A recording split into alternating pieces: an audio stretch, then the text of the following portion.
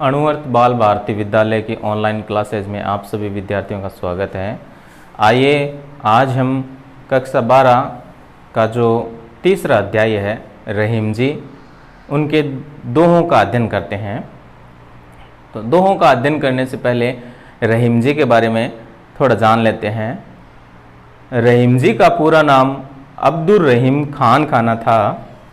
अब्दुल रहीम खान खाना पूरा नाम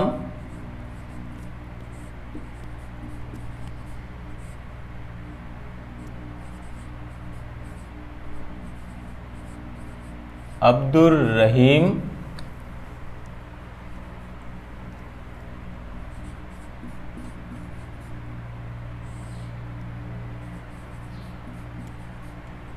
खान खाना। इनके पिता का नाम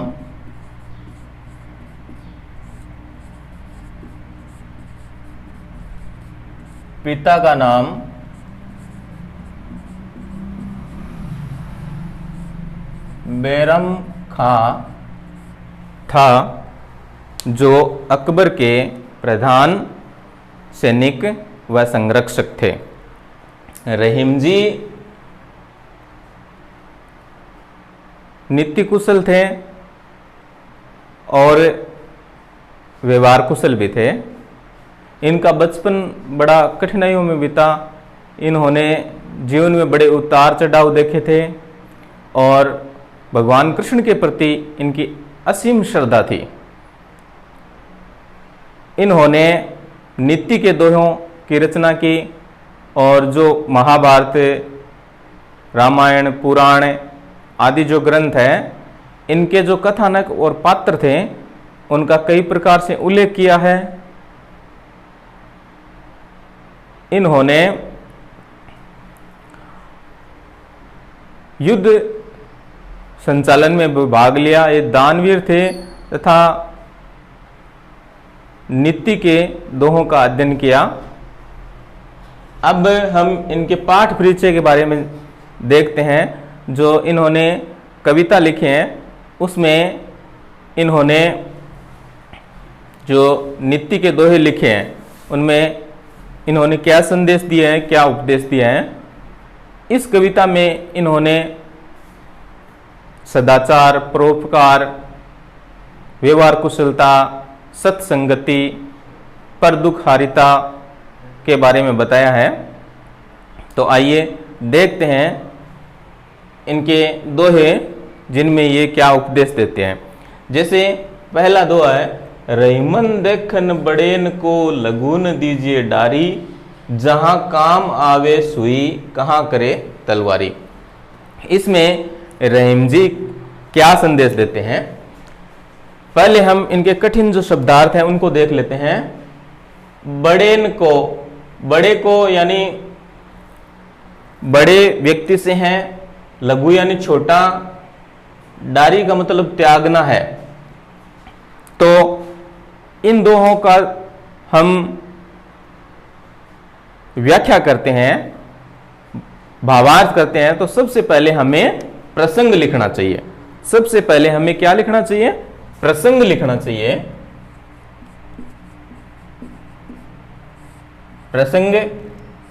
प्रसंग में ये क्या संदेश देते हैं? इस दोहे के माध्यम से मूल संदेश रहीम जी ये देते हैं कि बड़ों के मिल जाने पर हमें छोटों का त्याग नहीं करना चाहिए। समय आने पर सभी उपयोगी रहते हैं। तो ये इसमें लिखना चाहिए। उसके बाद में है व्याख्या। व्याख्या में हमें इस जो दोहे का मूल भाव है वह लिखना चाहिए। उसके बाद में हमें इसमें कोई विशेष बात हो तो वो लिखनी चाहिए, विशेष। तो इसमें रहीम जी कहते हैं कि बड़े व्यक्ति के मिल जाने पर हमें छोटों को तुच्छ समझकर उनका त्याग नहीं करना चाहिए।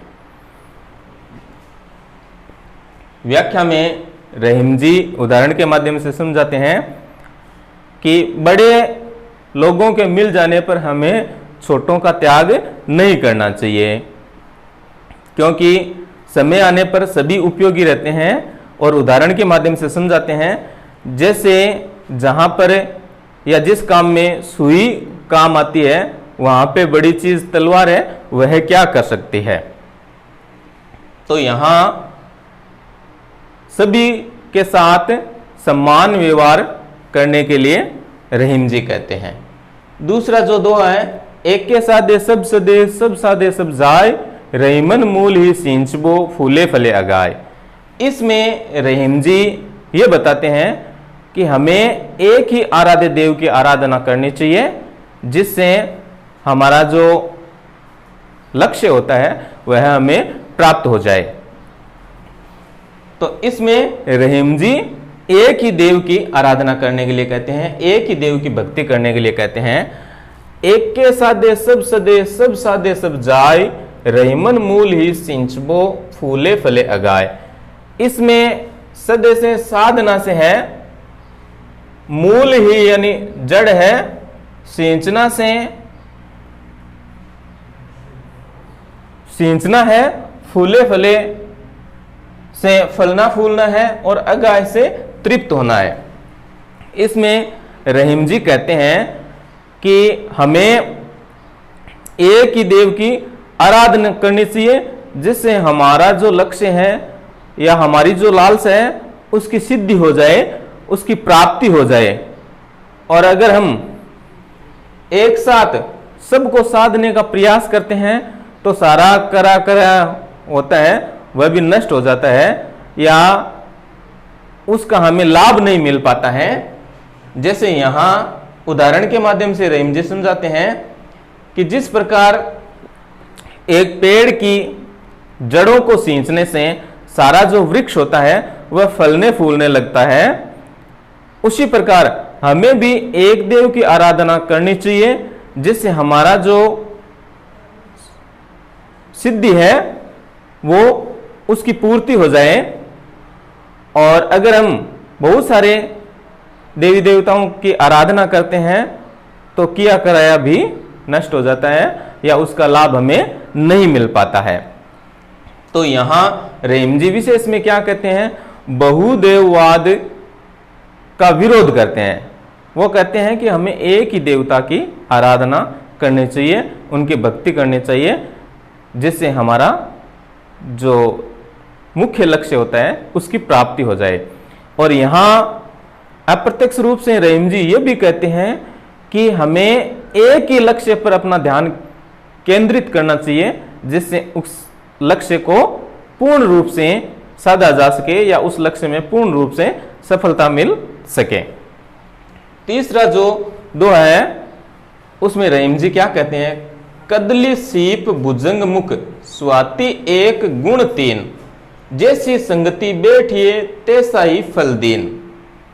इसमें कबीरदास रहीम जी ये कहते हैं कि संगति के बारे में बताते हैं कि हमें अच्छी संगति करनी चाहिए, संगति का महत्व बताते हैं। कदली का मतलब केला है, सीप यानी सीपी से है, भुजंग यानी सर्प है, स्वाति एक नक्षत्र है, संगति यानी साथ से है। तो यहां रहीम जी कहते हैं कि जिस प्रकार स्वाति नक्षत्र में जो बरसात का पानी होता है या बारिश का पानी होता है वह एक ही होता है, लेकिन अलग अलग वस्तु के संपर्क में आने के कारण उसके जो परिणाम होते हैं वो अलग अलग आते हैं। जैसे स्वाति नक्षत्र में बरसा हुआ पानी होता है, वह कदली केले में पड़ने पर कपूर बन जाता है, सीप में पड़ने पर मोती बन जाता है, और वही पानी अगर सर्प के मुख में जाता है तो वह विष बन जाता है। तो यहां रहीम जी कहते हैं कि स्वाति नक्षत्र में बरसा हुआ पानी तो एक ही होता है, लेकिन अलग अलग वस्तु के संपर्क में आने के कारण उसके परिणाम अलग अलग हो जाते हैं। उसी प्रकार रहीम जी कहते हैं कि हमारी जैसे संगति होगी वैसा ही फल हमें मिलेगा। अगर हमारी संगति अच्छे लोगों से है, अच्छे लोगों के साथ में उठना बैठना है, तो हमारा स्वभाव भी अच्छा होगा। और अगर हमारी संगति दुष्ट लोगों के साथ में है तो हमारा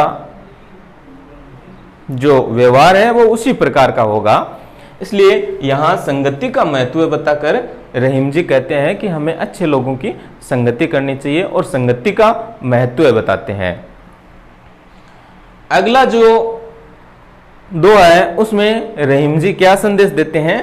काज परे कछु और है, काज सरे कछु और, रहीमन भौरी के बरे नदी सिरावत मोर। इसमें संसार की जो स्वार्थपरता है उसकी ओर रहीम जी ध्यान दिलाते हैं। रहीम जी कहते हैं कि संसार में स्वार्थपरता का बोलबाला हो गया है, स्वार्थ बढ़ने लगा है। तो यहां काज से, काम से है, सरे यानी सरना से है, सिरावत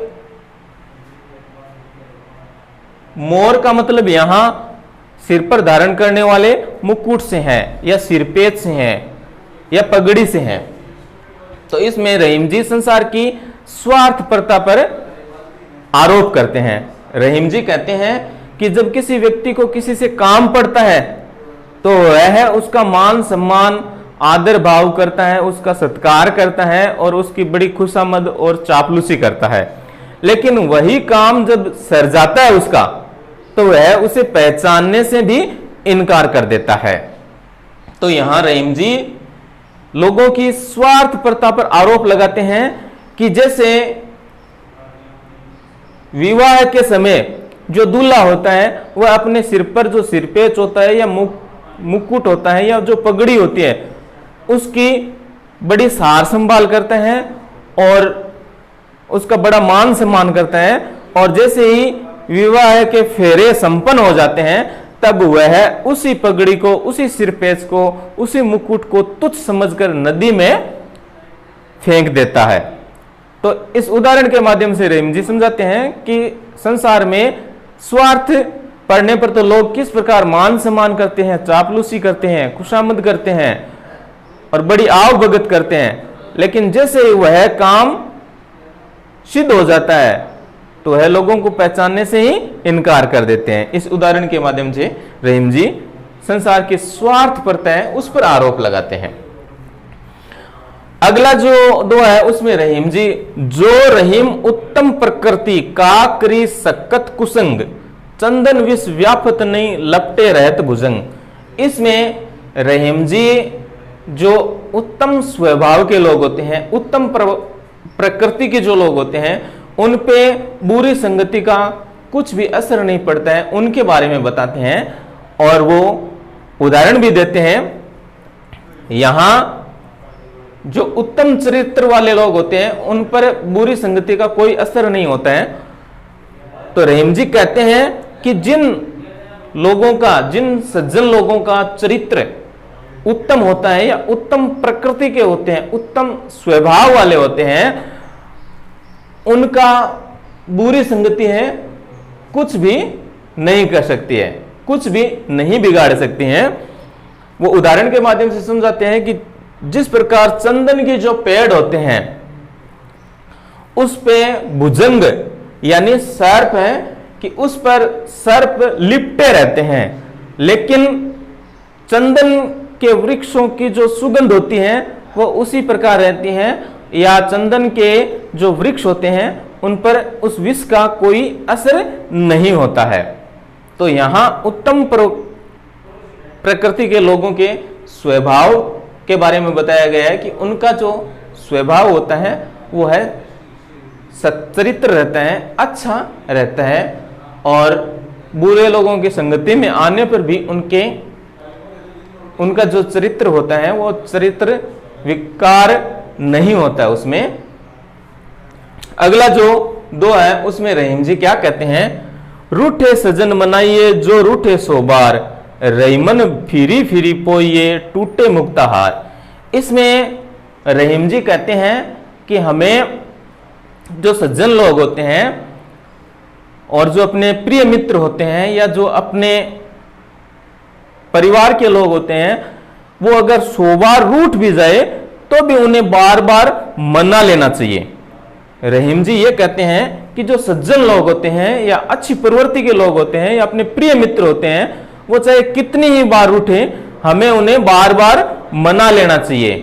क्योंकि जिस प्रकार जो मुक्ता हार होता है या मणियों का हार होता है, वो बार बार टूटने पर भी हम उन्हें बार बार फिरोते रहते हैं।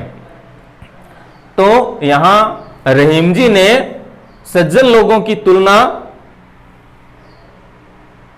मणियों के हार से की है, जो बड़ी प्रभावी है। अगला जो दुआ है उसमें रहीम जी क्या कहते हैं, तरुवर फल नहीं खात है सरबर पियन पान, कहीं रहीम पर काज हित संपत्ति संचय ही सुजान।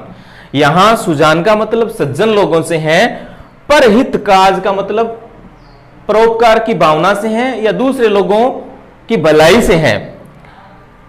तरुवर का मतलब पेड़ है, सरबर यानी सरोवर या जलाशय से है। तो यहां परोपकार की भावना के बारे में रहीम जी बताते हैं कि जिस प्रकार तरुवर होता है यानी जो वृक्ष होते हैं वह अपने फल स्वयं नहीं खाते हैं, उसी प्रकार सरोवर होता है यानी जलाशय होता है, तालाब होता है, वह अपना पानी स्वयं नहीं पीता है।